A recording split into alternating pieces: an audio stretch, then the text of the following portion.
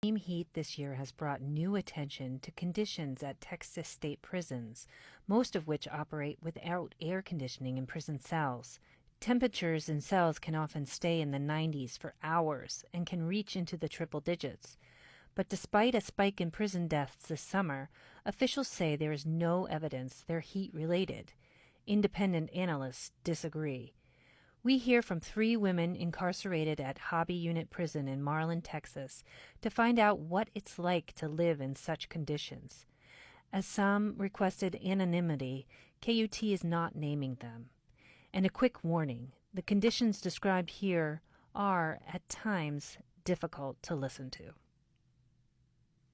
I am in cell block at the Hobby Unit. I know I'm in prison, and I know that a lot of us are here by our own choices. And I understand that prison is necessary and that it's not meant to be comfortable.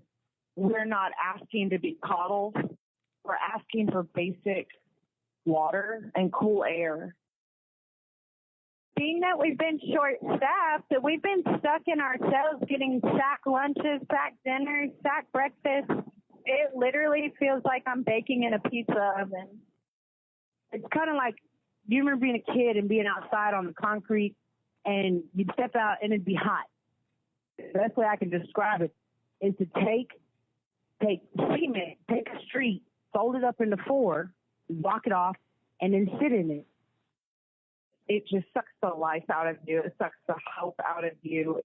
And it's sometimes it's hard to talk about because it's so bad.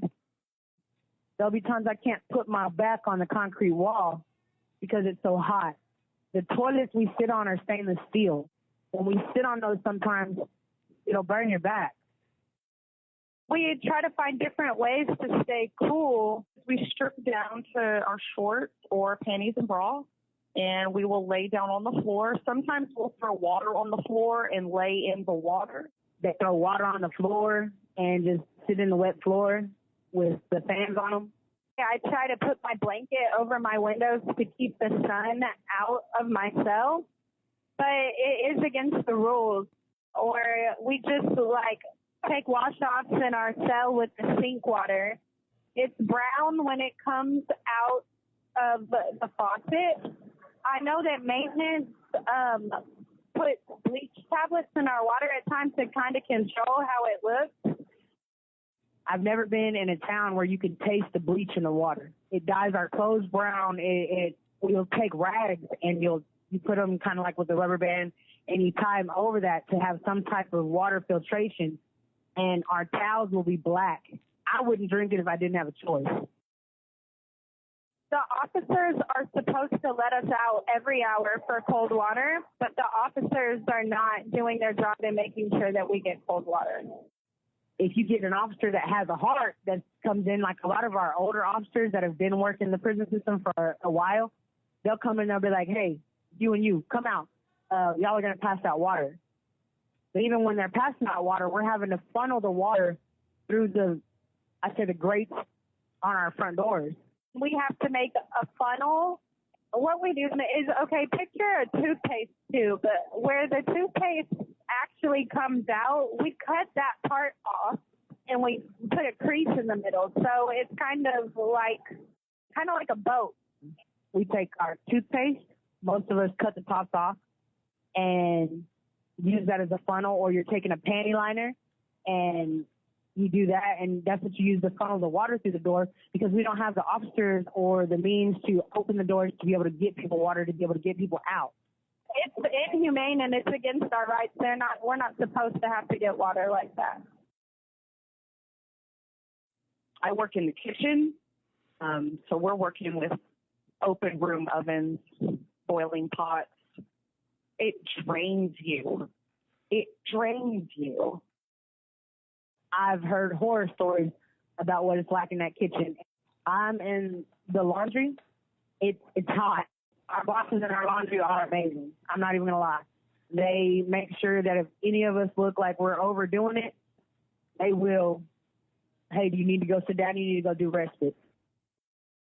We're just really trying to survive.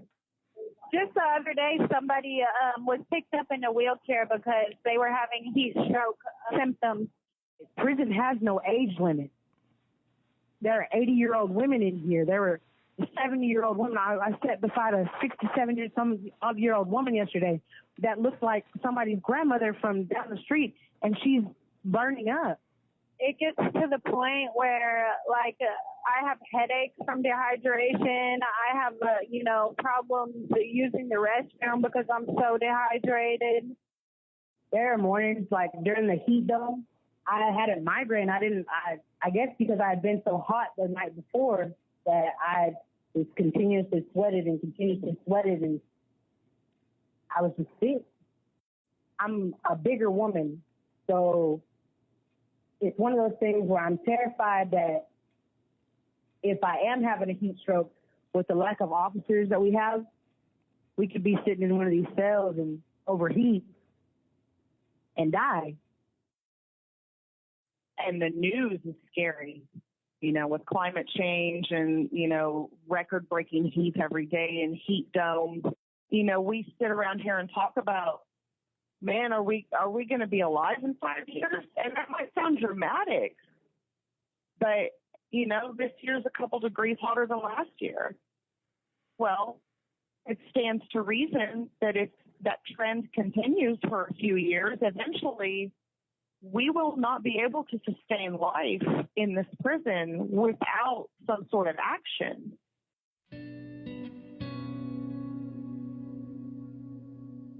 And regardless of what you think of us, we're still humans.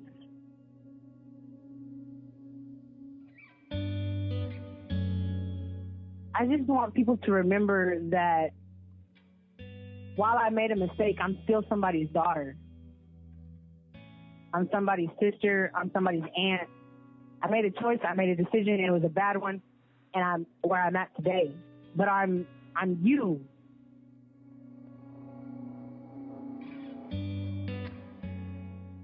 Just one decision away, and we're dying.